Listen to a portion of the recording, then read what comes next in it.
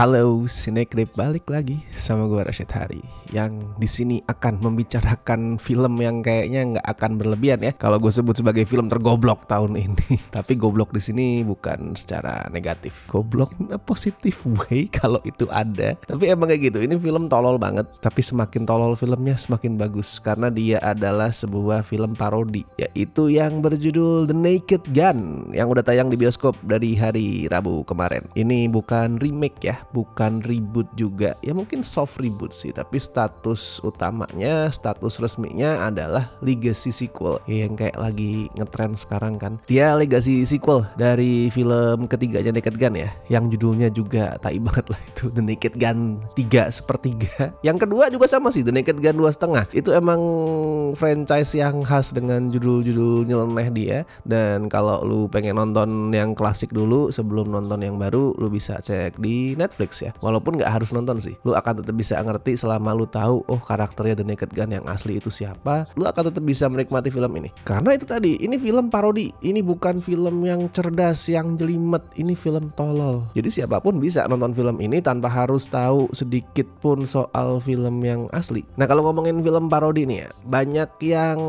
nganggep remeh sih gue lihat. Dan gue nggak menyalahkan itu. Soalnya emang di tahun-tahun terakhir eksistensi film parodi ya nggak bisa dibilang tahun-tahun terakhir sih, sampai sekarang film parodi tetap masih ada, cuman popularitasnya nggak kayak dulu. Tapi di era 2000-an tuh kan film parodi lagi naik banget tuh. 80-an dulu mulai naik, tapi kemudian masuk era 2000-an tuh image-nya udah beda, udah nggak lagi dianggap kreatif lah. Kayak dulu ada parodi macam Airplane atau Blazing Saddles, Monty Python. Nah kalau yang 2000-an kan emang rada nurun ya kualitasnya di film-film kayak Meet the Spartans, Epic Movie, Disaster Movie, Scary Movie juga sequelnya udah gak sebagus yang dulu. Jadi kayak orang mulai nganggap film parodi itu dengan sebelah mata lah. Dianggapnya itu udah bodoh, males. Sampai kemudian di 2010-an hampir punah. Ya tetap ada beberapa judulnya sih, kayak The Starving Games tuh yang parodinya Hunger Games, terus Super Fast parodinya Fast Furious. Tapi kan gak ada yang laku, gak ada yang booming, dan semuanya hancur. Jadi gue mewajarkan kalau misalkan ada yang anggap film parodi itu sebelah mata. Tapi buat gue anggapan itu kurang adil kalau dipakai buat memandang the whole genre of parody. Soalnya gini loh, genre parodi itu emang bodoh, justru itu kekuatan utamanya. Cuman kalau dibilang males, nggak juga men. Justru itu caranya yang bisa lu pakai untuk memilah mana film parodi yang bagus, mana yang jelek. Kalau yang bagus itu walaupun bodoh, tapi dia nggak akan kerasa males, kerasa kreatif, bikin lu mikir anjing kok bisa kepikiran nulis jokes kayak gini. Nah kalau film parodi yang jelek udah tolol, males pula. Nah itu cara bedainnya. Dan kalau kita ngomongin The Naked Gun, mau itu yang original trilogy ataupun yang ini versi 2025, buat gue masuk ke kategori yang pertama, yang bagus. Dia tolol tapi kreatif. Contoh gini deh, di adegan yang udah lu semua pasti tahu kalau udah nonton trailernya ya. Di situ ada adegan perampokan bank. Nah itulah pertama kali kita ketemu sama protagonisnya. Dia adalah polisi yang datang buat mengagalkan perampokan bank. Caranya adalah dengan menyamar sebagai seorang bocah, seorang gadis cilik. Padahal si polisi ini adalah bapak-bapak dengan badan gede. Dia nyamar jadi bocil, jadi cewek. Itu kan tolol banget ya. Tolol, gak make sense. Tapi itu jenis ketololan yang kreatif buat gue. Karena kayak gak mungkin muncul dari kepala orang-orang yang nulis skrip itu asal-asalan dengan cara yang males, yang mikir ala udahlah kayak gini aja. Enggak, itu datang dari kepala orang-orang yang bener-bener berpikir keras. Gimana sih cara gue nih bikin jokes yang unexpected buat penonton, yang bikin penonton tuh ngomong what the fuck, kok bisa anjing, gue gak mengira, dan segala macam. Nah, jokes-jokes kayak gitu yang ada di The Naked Gun. Dan jelas itu bukan bentuk kemalasan. Nah masalahnya satu nih, film-film kayak The Naked Gun ini buat gue agak susah buat dibikin review ya. Susah men, susah loh. Gue lebih gampang review film-film kayak film berat misalkan ya, film-film dengan simbol apalah. Let's say film-film surreal kayak punya David Lynch, punya Tarkovsky dan lain-lain. Itu buat gue lebih gampang untuk di-review karena di situ banyak hal yang bisa dibaca, dikupas. Lah kalau film parodi apa yang mau dibahas anjing? Pertama gini loh, nggak bisa nih gue ngejabarin jabarin kelucuan jokes dari film-film parodi. Kayak gue mau jabarin kayak gimana pun, lu gak akan bisa nangkep lucunya di mana. Lu harus experience sendiri di bioskop, nonton jokesnya untuk bisa tahu, oh iya itu lucu.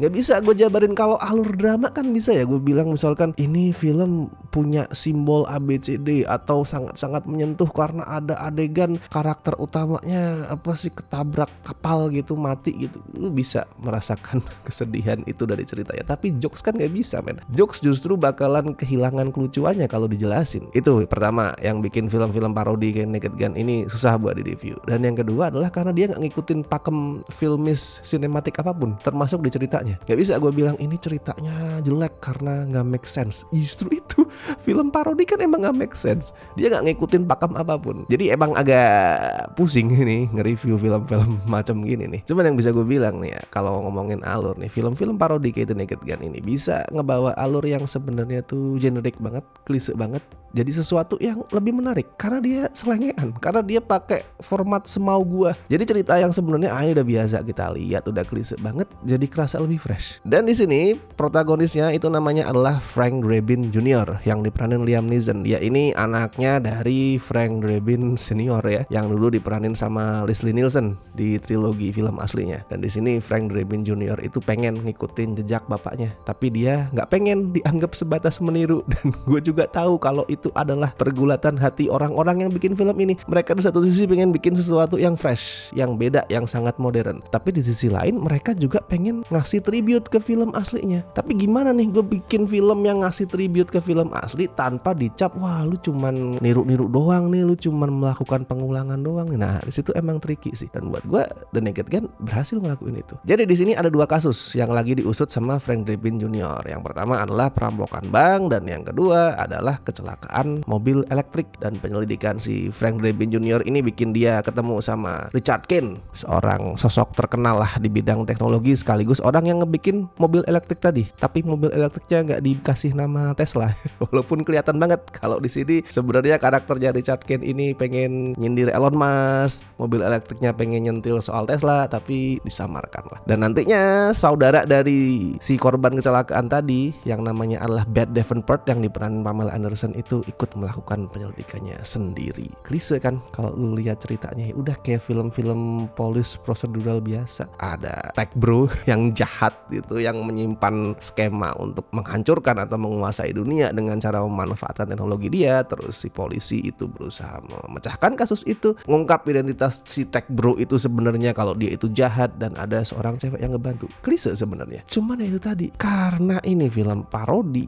jadi fresh. Soalnya lu akan nemu humor itu di titik yang nggak terduga dengan cara yang juga unexpected, dan bentuknya macam-macam ya humornya di sini. Ada yang slapstick, ada yang wordplay. Nah kalau ngomongin wordplay ini agak sayang sebenarnya, karena komedi wordplaynya itu kayak tidak diterjemahkan dengan bagus sama subtitlenya. Tapi ya gimana lagi men, ini urusan language barrier, cultural barrier, jadi emang agak susah ya. Beberapa permainan katanya itu jadi lost in translation. Makanya saran gue nih, walaupun lu baca subtitle, tetap lu harus berusaha ngedengerin beberapa kalimat-kalimatnya. Banyak banget wordplay di sini yang lucu sebenarnya, dan sayang kalau dilewatin cuman karena lu terlalu fokus ke subtitle. Sama ada jenis jokes yang film parodi banget sih, yang cuman nongol di background, nggak dikasih sorotan, dan penonton kalau nggak pay attention itu bakal kelewatan sama jokes itu. Jadi misalkan karakternya lagi ngobrol biasa nih, ngobrol serius, terus di backgroundnya itu ada sebuah peristiwa atau pemandangan absurd yang nggak dikasih spotlight, ya udah terjadi gitu aja. Itu khas film parodi, dan itu semua padat banget presentasinya, soalnya durasinya cuman 85 menit. Nah itu gue suka. Film-film komedi belakangan nih ya kayak jadi kerasa kurang lucu, termasuk yang rilis di bioskop ya, nggak cuman yang di streamingan. Karena belakangan gue ngeliat memang trennya lagi turun tuh film komedi kan, makin jarang film komedi gede yang rilis di bioskop. Tapi di saat ada film komedi itu ada kecenderungan mereka kepanjangan men. Kalau komedi sampai 2 jam itu akan makin susah buat mempertahankan kelucuannya. Nah itu yang sering jadi masalah sekarang, kayak terlalu berambisi untuk ngasih sesuatu yang bombastis terus akhirnya kepanjangan. Nah ini cuma 85 menit, singkat banget, singkat, padat, tolol. Nah kalaupun ada sesuatu yang bisa gue komplain ya tentang The Naked Gun, itu paling cuman ini sih, gimana filmnya nih, jokesnya buat penonton yang mungkin udah familiar sama genre film parodi itu bakalan nggak kerasa se-unexpected itu. Kayak kita udah bisa nebak nih, misalkan udah ada setupnya, terus wah ini pasti nanti jokesnya kayak gini nih. Itu aja paling. Dan itu pun nggak otomatis bikin jokesnya nggak lucu ya,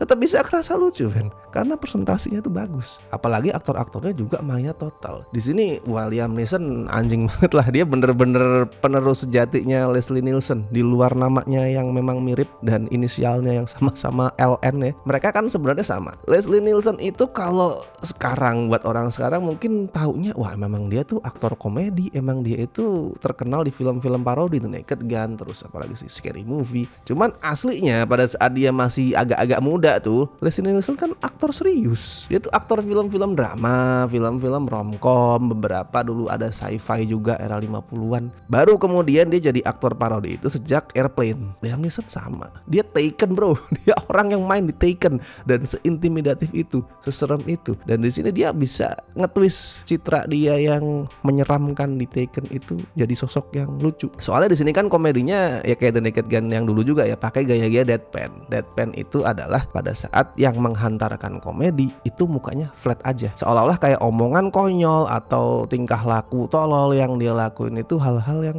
sebenarnya normal. Liam Neeson dengan image dia yang intimidatif, ngelempar jokes dengan gaya deadpan, dengan muka datar. Padahal sebenarnya yang dia lakuin tuh konyol banget. Itu makin nambah kelucuannya. Apalagi yang udah lu lihat di trail ya, pada saat dia tuh dengan muka datar, sok-sok keren dia tuh pose tapi pakai baju cewek, itu anjing banget lah. Cocok intinya. Liam Neeson meneruskan jejaknya Leslie Nielsen. Pamela Anderson juga sama di sini. Dia bisa bikin gua ketawa ngakak di adegan yang ya nanti lu tonton sendiri lah. Itu intinya di situ Pamela Anderson memamerkan suara merdu dia pas nyanyiin lagu jazz. Nah, yang gue suka dari gimana Pamela Anderson di apa ya istilahnya ya, diperlakukan kali ya, diperlakukan di sini ya. Ini kan film parodi. Naked Gun adalah film parodi dan Pamela Anderson adalah seks simbol di tahun 90-an. Biasanya di film-film parodi yang dulu kalau ada aktris yang dikenal seksi, jadi bom seks dan segala macam, pasti dijadiin bahan eksploitasi deh. Di film parodi manapun atau film komedi ya, nggak cuma harus parodi, komedi yang biasa pun kayak gitu. Let's say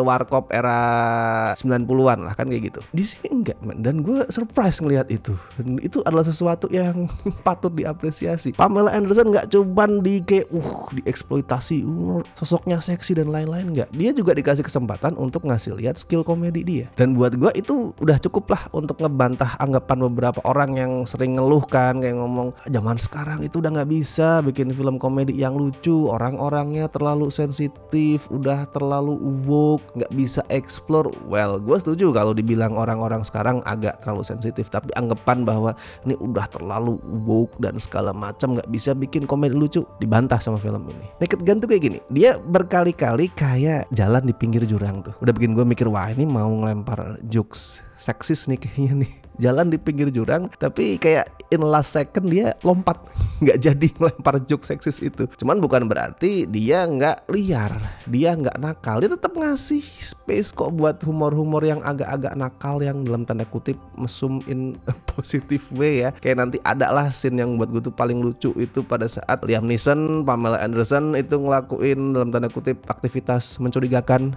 yang terekam pakai kamera infrared di situ. Itu tai banget lah. Itu raunchy, itu nakal tanpa harus terkesan murahan. Buat gue scene itu merangkum keseluruhan The Naked Gun.